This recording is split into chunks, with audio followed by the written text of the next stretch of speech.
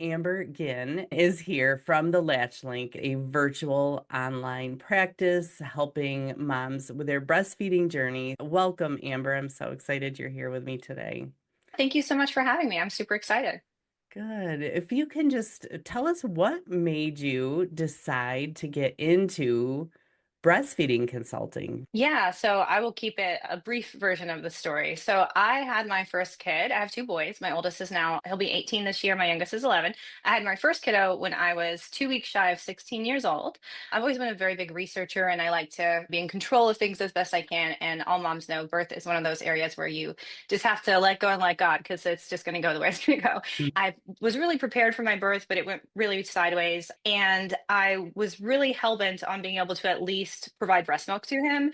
I was doing whatever I could to get that going. I ended up going to the WIC office and getting help from a breastfeeding peer counselor. It was just so helpful to me. I was able to get a big pump. The pumps back in the day looked like a boom box. Yes, they were.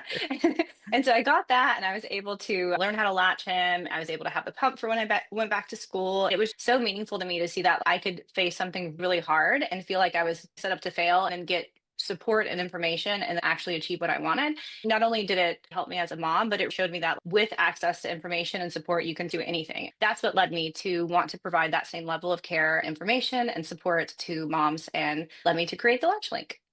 Oh my gosh, I love it. I actually was a WIC peer counselor, Really? breastfeeding counselor back in the That's day. so Yes. cool. That's I cool. also breastfed all three of mine until they were a year old. It was one of my favorite things, but I definitely think it's not breastfeeding they say it comes naturally, but it is work.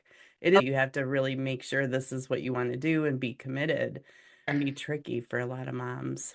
We always tell moms understanding your why behind your feeding goals is so important. I mean, we do that all across the board, but especially with birth and breastfeeding, we make choices that we just feel like we're supposed to do. And then that's not going to carry you through the long nights. If you're just doing something because you think you're supposed to, you have to really want it. No, that doesn't work at 3 a.m. when you have a No. screaming baby.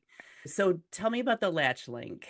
Yeah, sure. So we are a nationwide virtual practice supporting moms with all things infant feeding. So obviously, I'm a lactation consultant. All of our providers are lactation consultants, but we are supportive of moms no matter how they feed their babies. So if you have a baby and it needs to eat, we're here for you. We offer care that is typically covered by insurance. We accept most of the big guys, so your care is usually completely free. If not, our self-pay is way below market average because we want that to be really accessible. And typically, depending on the day, we have a same day availability. We have a pretty big team, and booking an appointment takes less than 5 minutes. So you can go from confused to appointment in literally less than 5 minutes, which is so great. Oh my gosh, that's so, so great. That would have been so amazing back in the day, for I sure. know, same. Yes. Well, I love that you took what you needed and made it happen. That's amazing. So, with all of this knowledge and experience, certainly you have come across moms who have had a loss. As a lost mom, one of the biggest, maybe, I don't know if it was shocking to me that you still produce milk even though you don't have a live baby. I thought today we could talk about breast care because that is one thing that our doctors don't talk about. They're just trying to give us hints to make it stop. I mean, I did the cabbage leaf thing, which I guess helped. But what are the ways lost moms can help if they want their milk to stop coming in? Yeah, yeah. So I think, yeah, we definitely have had a lot of moms where that was one of the most brutal reminders after the fact. Like, this milk is still here and it won't go away. God help you if you end up having mastitis. We've even had moms who've had complications from their breasts, and it's just, we don't want that happening at all. So definitely understanding that you have options. So I would say for most moms, just not stimulating the breast is a good idea. That's a good place to start. If you do have engorgement or other things, though, it's okay to do that to get a little bit of the pressure down. There are medications you can take. You can definitely talk with your doctor about that. Disclaimer, obviously not medical advice, just sharing information that you could easily find on the internet. But some moms decide to take something like Sudafed because it does have a really good affinity for drying up milk. Obviously, everyone should talk to a doctor and decide if that's a good option. But if you can't really get access to something else, that's something some mothers do research and decide to do. Otherwise, we don't want to do anything crazy. We don't want to be like binding the breast down or like, avoiding, Mm. like if we feel really engorged, we don't need to like avoid any stimulation. We just don't want to be pumping regularly if our goal is to get rid of the milk. So I would say just, leaving things alone as best you can, but staying comfortable. If you are engorged and you need to remove a bit of milk, that's totally okay. Typically, if you were pumping every couple of hours for 5 or 10 minutes just to relieve engorgement, you could go longer in between pumps and make those pumps shorter and phase them out across time. That's usually enough to keep the pressure down, but also keep the stimulation down. The way our breasts work is we have feedback inhibitor of lactation protein in our breast. The more milk we have in our breast, it's going to tell our bodies to make less milk, but we want to do that while being comfortable. If you were Mm. to get a clogged duct or have anything like that going on, definitely still reach out. Lactation consultants are trained and all of the things for all of the moms. And so we're happy to support, anybody with whatever it is they're navigating. Oh, I forgot about the binding. I think someone did Yeah. tell me to do that, and I forgot about Yeah. it. It's just not comfortable, and you're so emotional. When you are crying a lot too, you sometimes get the milk let down.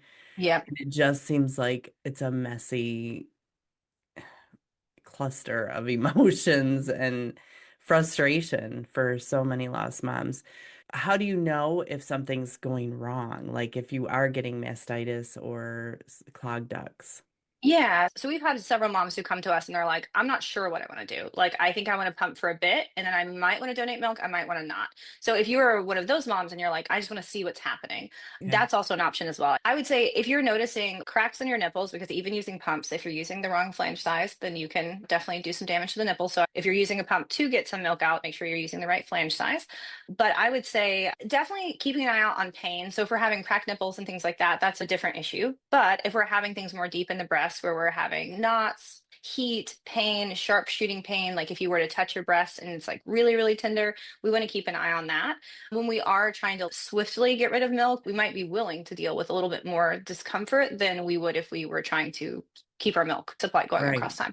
But Right. anything like body aches, chills, fever, anything like that needs to be looked at immediately. So if you start to feel like, in addition to everything else going on, that you have the flu, you want to talk to a doctor ASAP. We don't want to mess around with that because if we let things run too long, we can get damage to our milk ducts. And then for subsequent pregnancies and navigating, breastfeeding down the line, we don't want to have any damage. So we do want to address it best we can. I know it's a lot going on. It can be easy to let things fall by the wayside, but definitely mastitis is not one of those things.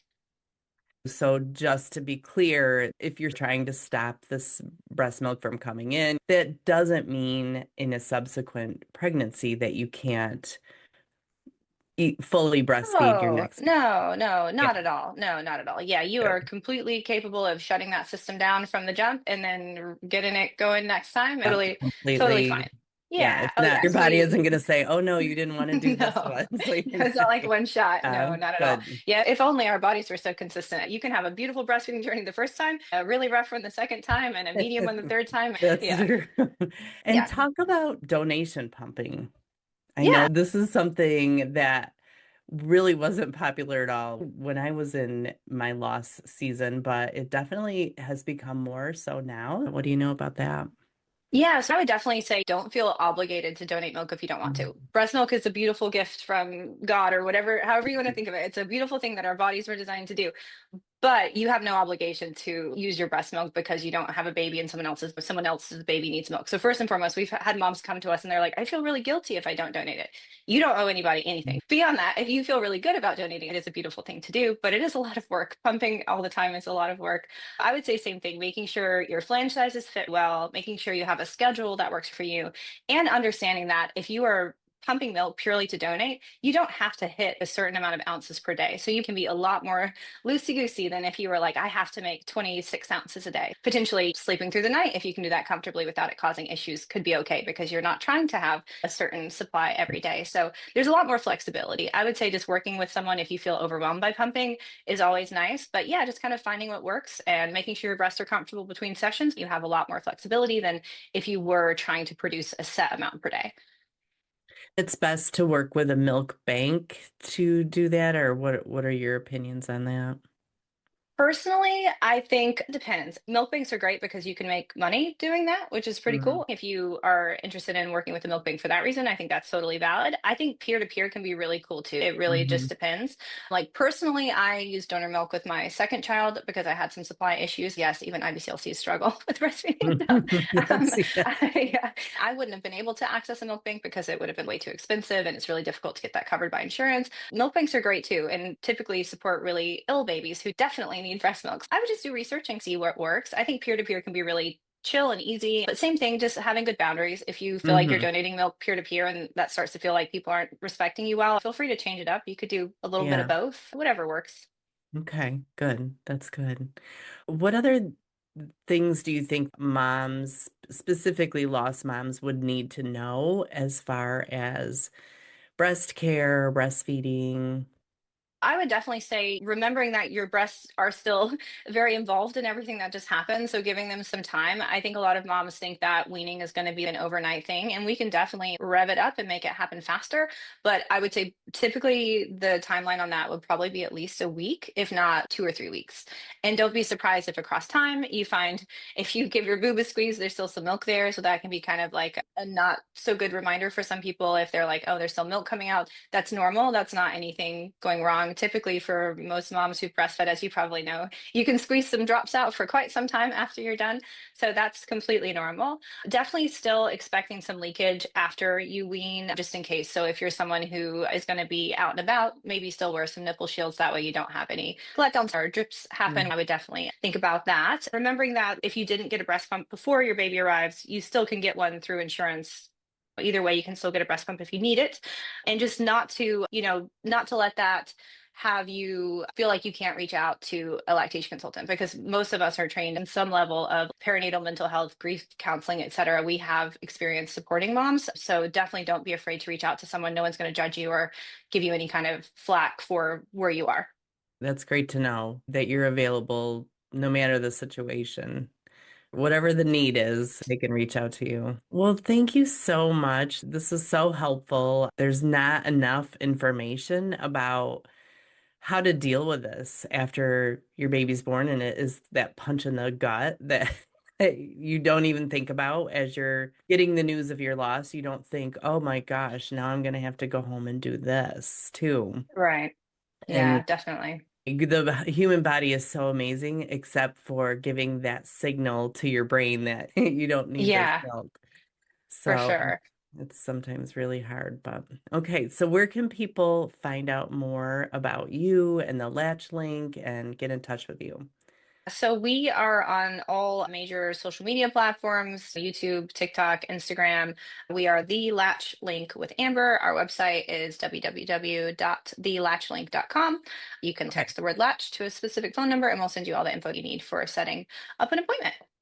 perfect. That sounds amazing. Well, Thank you thank so much for you. having me. I'm so glad you are here and serving the moms that you do, and it's such important work. And I love the crocheted boobs behind you. Oh, thank you. Yes, I have no shortage of boob things all around And all the I time. love that your children are almost teenage boys. Oh It's yeah, got they to be love it. interesting at your Yeah, house. they think it's funny at least.